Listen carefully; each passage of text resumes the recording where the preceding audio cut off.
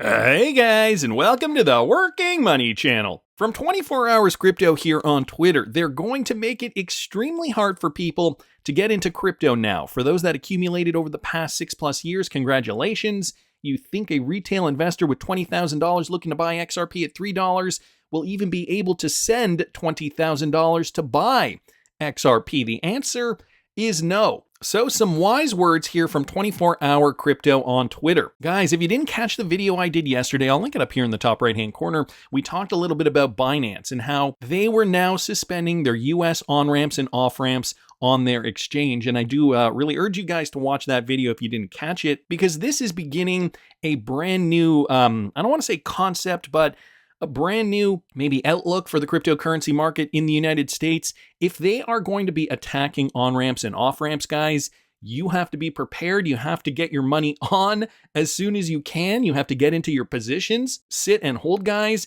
because I think it's only going to get more difficult moving forward.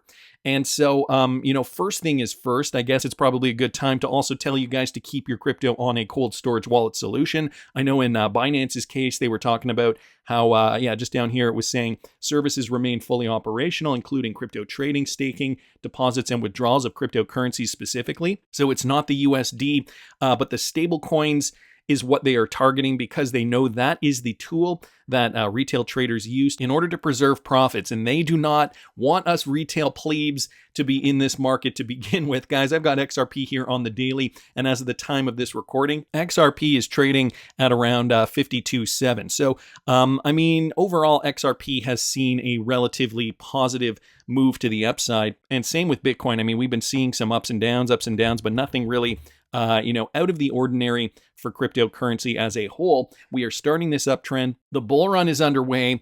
And, in terms of getting your money on the exchange, I'd be doing it very, very soon if your options are going to be limited. So Coinbase, Binance, two major cryptocurrency exchanges that have been now targeted by the SEC. And they know it, guys. We all know it. This is why we need to secure our positions now for the next 2 years or so. And for only $5 a month, guys, you can check out what I'm trading. I'm going to be posting my trades on the days that they occur.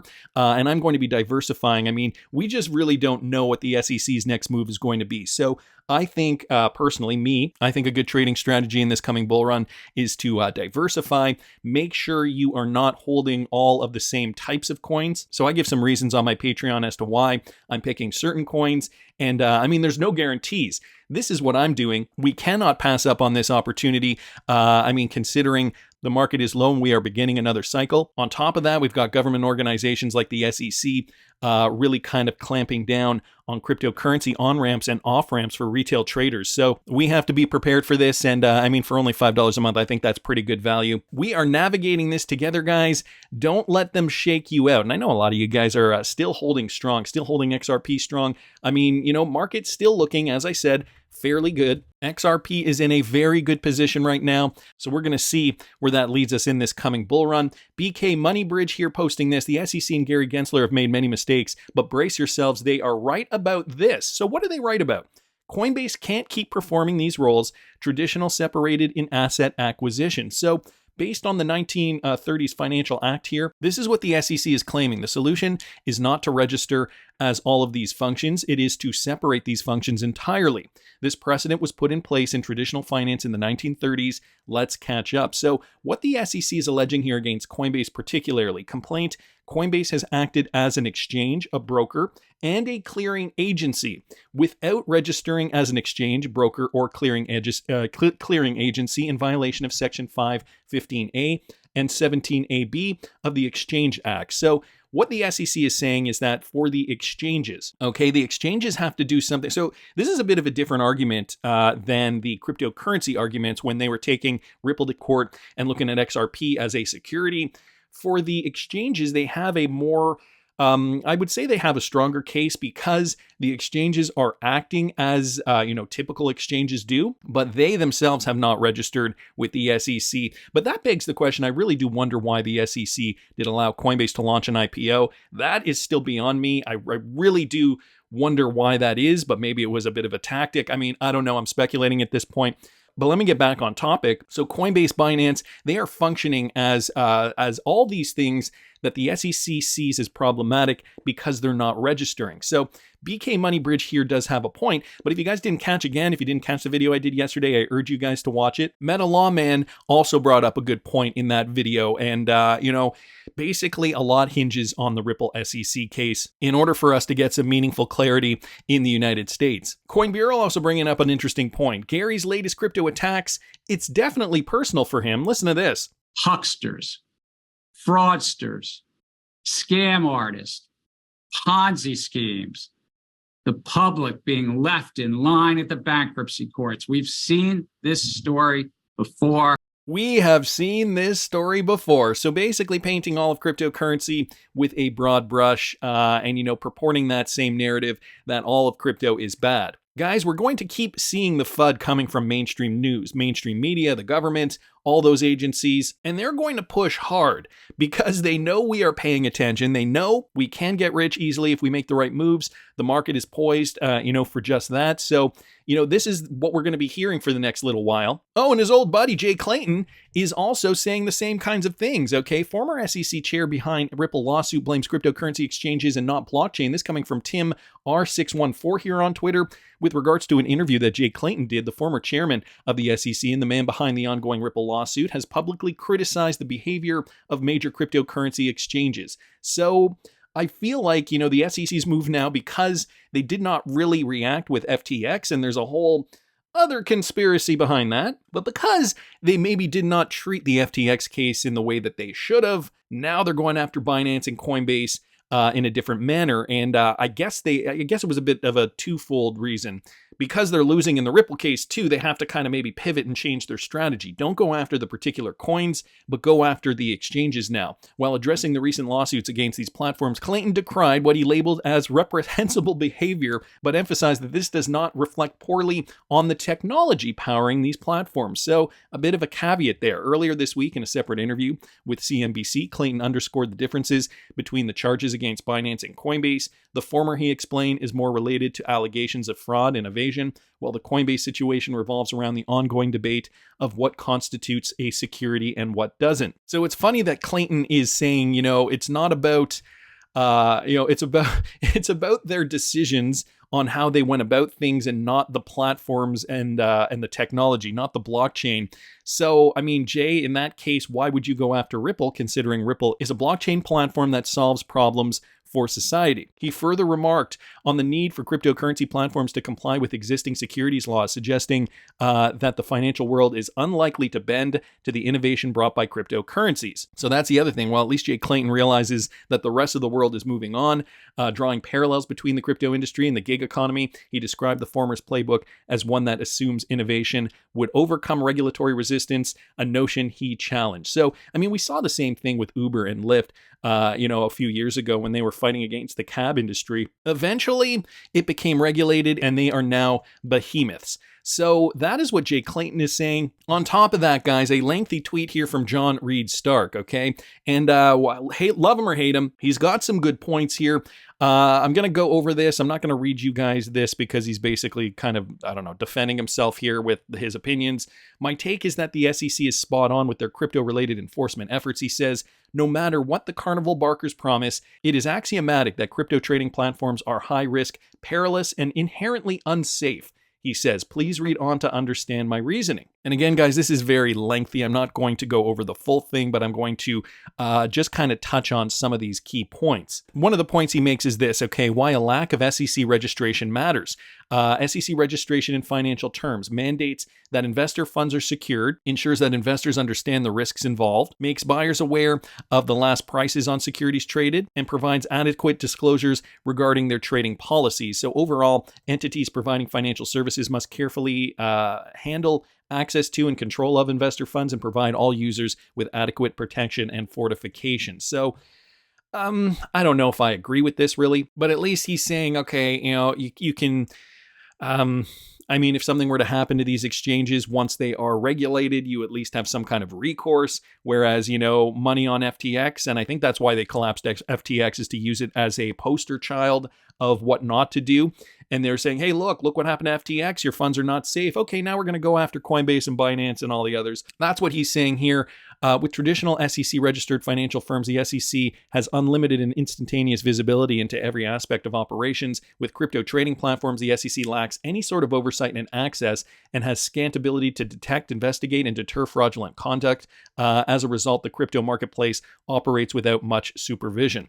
So, what the crypto regulatory vacuum means for customers of digital asset platforms. Like most so-called crypto exchanges, there is not just a gap in customer protections, but a chasm. For example, unlike SEC-registered financial firms, crypto trading platforms have no record keeping, no requirements regarding the pricing of order flows, no reason to abide by U.S. statutes and rules, no mandated cybersecurity, no requirement to establish mandated training or conduct. Code of conduct requirements, no obligation to have in place internal compliance or customer service, no requirement to reverse charges, no mandated robust and documented process for the redress and management of customer complaints. So they're basically saying, everything that you can get in a regulated exchange, you just don't get with crypto exchanges. So a very lengthy tweet. I will link it in the description if you guys care to read over it further. Like I said, he does have some points, I guess, that he makes here. We don't want to be scammed by bad actors. I think by and large, though, the exchanges that we have been trading on over the last, I don't know how long you've been in crypto, 5 years, 4 years, 3 years, whatever it is. I think we've by and large have had pretty good experiences with those exchanges. I know the exchange that I use, that I had my buddy use when he offboarded his $1 million plus in cryptocurrency. He contacted them. He was part of their wealth program because he invested so much money. I think he invested something like $250,000 or $300,000 into cryptocurrency in 2018 or 2019. He had a wealth manager on the phone. And remember, this was 2021. So this is way before regulations. When the market peaked, he cashed out of some of his crypto. This is the guy that bought the house free and clear, $1 million+ house in a major city. And he basically got the money in his account, boom, within 24 hours. So it's not like, they're saying to us that it's because that they need to protect us. But by and large, I don't know how many, there are a lot of crypto exchanges and I'm sure some are shady, but cream rises, guys. Cream always rises to the top. Coinbase, Binance, these are some of the top ones. They would not be the biggest exchanges if they had shady business practices. So that is just, an opinion I have on that. And again, with SEC clarity and SEC compliance issues, it's kind of all BS. And so with regards to on-ramping, another solution here, some wallet has come out and launched their new on-ramp provider, Topper, provided by Uphold. Specifically, Topper enables smoother fiat to XRP on-ramping in a vast number of cryptocurrencies. And here's their blog announcement with regards to this. The recent on-ramp addition facilitates purchasing digital assets using credit or debit cards, bringing further versatility to the Sum ecosystem with its focus on high conversion rates. Transactions are more likely to be successful, improving the overall user experience on the Sum wallet. Now, I don't know if this is available in the United States. I know Vitsvin is based out of the Netherlands, so I'm sure a lot of this is happening probably in Europe. A noteworthy feature of Topper is they aim for higher approval rates than many existing digital asset market solutions. As part of Uphold's comprehensive platform, Topper is designed to support a diverse array of currencies, catering to millions of users. Uphold's Topper brings unique benefits to the table by catering to jurisdictions typically underserved. So it says here, including most states in the United States and Canada.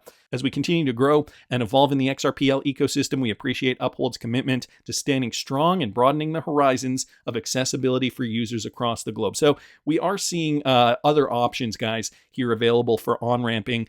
On-ramp, because, if you're not an accredited investor, this might be a problem. I would say, if I was looking to get into cryptocurrency right now, I'm already in it, but if I was a newbie, I would be doing this sooner rather than later, personally, because you don't know what the limitations are going to be moving down the road. And so, it's good to see providers like Sum Wallet offering a solution. And with regards to Ripple Partners, guys, we have Axis Bank speeding up onboarding with Signsy. So another story with regards to onboarding, this has to do with Ripple partner Axis Bank. Leading digital banking infrastructure provider Signsy today said that its no-code API platform and APIs have been deployed for rapid development and deployment of Sarathi, the breaking digital onboarding platform for merchants launched recently by Axis Bank, one of India's largest private sector banks. So this is enabling retail merchants to instantly register and install an Axis Bank electronic data capture or point of sale device and start accepting digital payments in a matter of minutes. The entire onboarding process is completely paperless with Sarathi and is completed within 45 minutes, a monumental improvement from the earlier onboarding process that was cumbersome and took as many as 12 days to complete. So onboarding merchants, not so much for cryptocurrency trading, but to be able to get them to receive payments through Axis Bank in India. Sainzi said that the Sarathi onboarding workflow has been designed using a no-code AI platform and uses several Sainzi APIs, including APIs for real-time database checks and live video KYC. And of course, by leveraging Axis Bank, they're delivering a seamless and hassle-free point-of-sale installation experience to new merchants. Of course, probably leveraging RippleNet technology, DLT, making payments quick and easy. Merchants stand to benefit significantly from Sarathi's innovative features, which include immediate status updates, eliminating the need for follow-up visits, and the ability to transact on the same day their application is processed. So guys, this is getting so seamless, so convenient, so efficient that we might even see a new generation of entrepreneurs start businesses just because the process is going to be so easy. I feel like there's a segment of the population that doesn't want to have to deal with the BS. They've got an idea, they have something to sell, but then they're like, yeah, but starting a business, like, that's just a lot of work.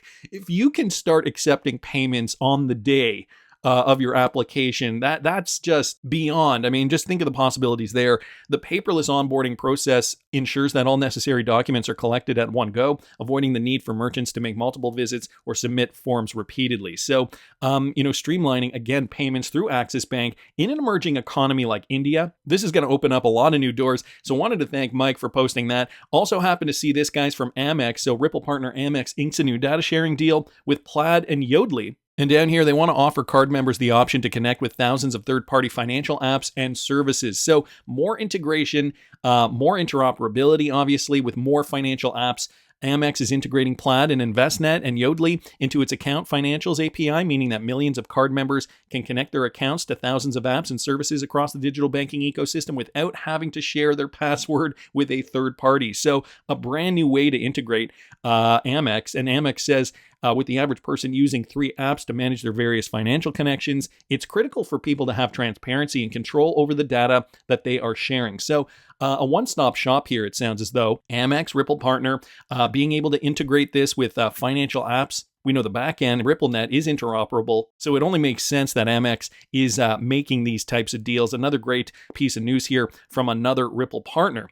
Now, guys, I happen to see this too from Mr. Man on Twitter. Looks like global stablecoin regulations will be here in July. And if you guys didn't catch the video I did, the recent video I did on the GSC global stablecoin, more research to suggest that XRP and XLM will in fact be considered global stablecoins. I will link that video up here in the top right-hand corner. Here's what they're saying. Okay, this is an update from PricewaterhouseCoopers. Global stablecoin arrangements should have high trust and transparency obligations, including redemption rights, stabilization mechanisms, and requirements around the composition and quality of reserve assets. Independent, transparent, and regular audit arrangements should be in place to confirm the amount of global stablecoins in circulation, as well as the value and composition of the assets backing them in reserve. So, I mean, they're going to be a lot of aspects of global stablecoins, I think, that they are still looking at here. They do need to function in a global marketplace, so they're just kind of outlining what needs to be done. The combination of multiple functions within a single service provider may result in complex risk profiles and conflict of interest, such as those present in other financial conglomerates. The FSB expects jurisdictions to address these risks effectively. In some jurisdictions, this may mean disallowing the provision of certain combinations of services or functions within a single entity. The FSB will finalize the proposed recommendations by July of 2023, and further work may be required in 2023 on development in the broader field of wider decentralized finance, or DeFi, and the associated financial stability risks. And then FSB will review the implementation progress of its recommendations by the end of 2025. So that is ultimately the timeline, but global stablecoins regulations will be here, guys, by as early as next month. I'm sure, though, that there will still be a lot that needs to be done to finalize those regs. But XRP, XLM, potentially these global stablecoins, they're going to play a role in this system where a fledgling US dollar is, unfortunately, now a reality. And this is possibly why we're seeing the SEC do what they are doing. This one from XRP Darren here on Twitter. SEC jurisdiction is dollar jurisdiction. You either play ball and get access to trillions, or you're banished to the wastelands. The insiders know. The question is what assets are immune from the SEC. And as we know, guys, XRP with immune status is a very bullish circumstance. So XRP obviously in sight to change the rules. Again, from the video yesterday, Metalon Man suggesting that the SEC Ripple lawsuit is going to play a huge role in what's going to happen to the Coinbase case and the Binance case. And guys, even Yoshitaka Kitao came out and said this: if the conclusion is reached that XRP is a coin, I think it will be a very expensive price. Now, he was mentioning this. This is a Japanese clip here. I wanted to play you guys a portion of it because, we can't really figure out what he's saying here unless we do have an official translation. Listen to this, though. この間、向こうの CEO のステートメント見てると、何週間かで裁判所の結論が出ると彼は考えてるみたいです。結論が出て、リップルの XRP がコインだということになると。Wow. Did you catch what he said there? XRP がコインだということになると。I heard XRP coin. I don't know what you heard. I cannot confirm that this is the official translation, but if it is, this is huge. Yoshitaka Kitao from SBI Holdings, one of the original Ripple partners. If the conclusion is reached and XRP is a coin and not considered a security, in other words, I think it will be a very expensive price. If the conclusion of the trial is positive, I think the management will immediately go public. I'm guessing he's saying Ripple is going to launch an IPO very, very soon. So it sounds as though Yoshitaka Kitao bullish on XRP price. XRP がコインだということになると。Sounds like he's suggesting it's going to go to the moon, will be a very expensive price. I'm hoping this translation is right. Tell me down in the comments what you guys think, and please subscribe to the channel if you haven't already. Like the video if you like the content I'm providing. I always love hearing your comments. See you in the next one, guys.